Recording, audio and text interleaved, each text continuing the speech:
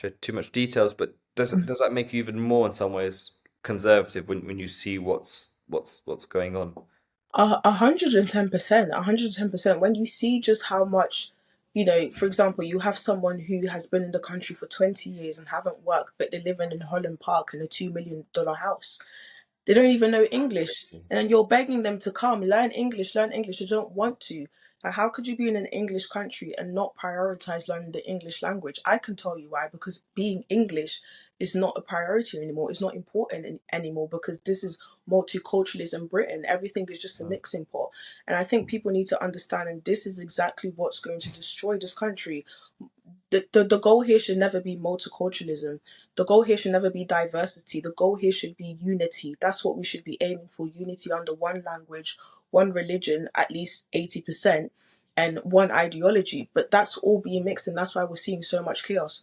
So, yeah, definitely. Not only that, I think my parents as well, I speak to them a lot about their experience as immigrants. And my dad, it took him 4 years to come here. When he did, he had to work, what, a good 20 years just to go from a bin man to a doctor. There was, like, if you look at the Windrush generation, the generation of Asians who came here, the first, second generation, they really worked very, very, very hard. So again, when you said in your interview that what is going on in this country doesn't just affect white people, it affects everyone. It's the same thing with the first, second generation immigrants. It's unfair to them that they came here, had to work hard, probably had to experience a lot of racism because they were in foreign land. And then you have people coming here, all the benefits in the world, they don't even have to lift a finger.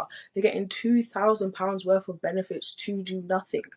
To Mhm. do nothing is insane. They don't know English. They haven't contributed to anything. They're absolutely rude. They're so entitled. Work a day in my job.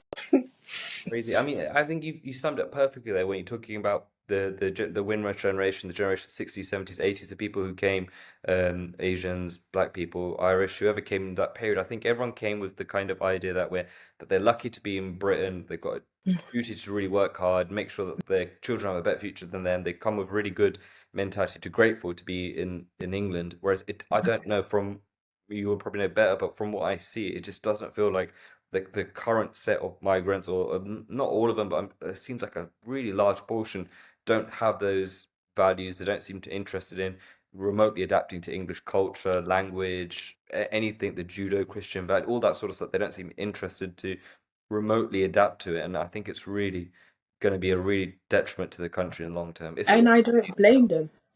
I don't blame them because the system is allowing it. The system doesn't, cut people's benefits if they haven't found a job in 6 months, cut people's benefits if they haven't learned the language in 10 years. They are just allowing it. I think that was the part that was the most shocking. right. And I just feel like in life, when, for example, if you're in your room and you just have trash sitting in your room, you're going to attract pests, you're going to attract rats, you're going to attract, the worst of the worst.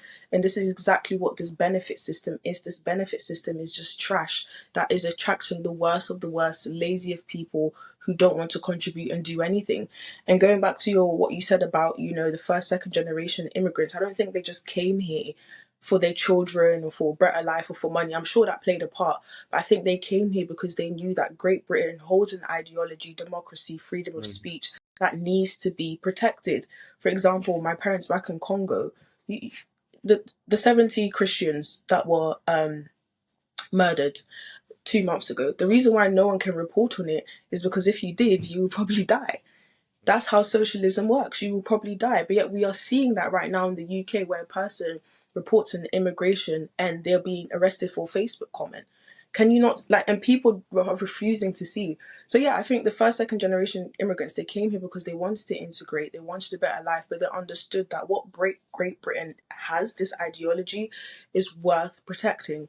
But people just don't have that same understanding anymore because we've all been raised in this very socialist, Marxist education system.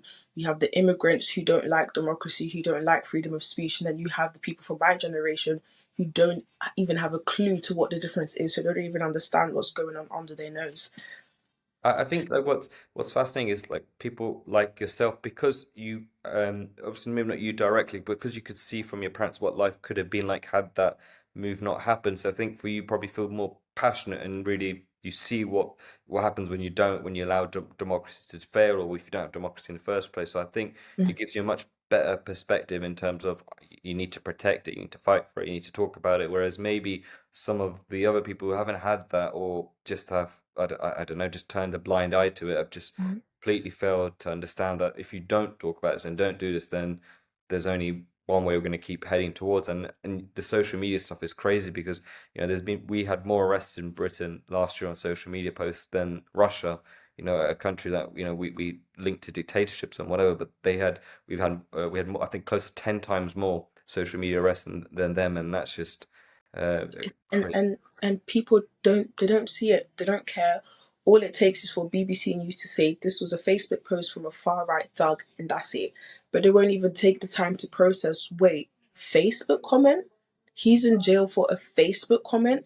It's the same thing with Tommy Robinson. All I ever saw was far right this, far right that, until I actually listened to what he was saying. I was like, wait, he got his bank account shut down for saying that children were being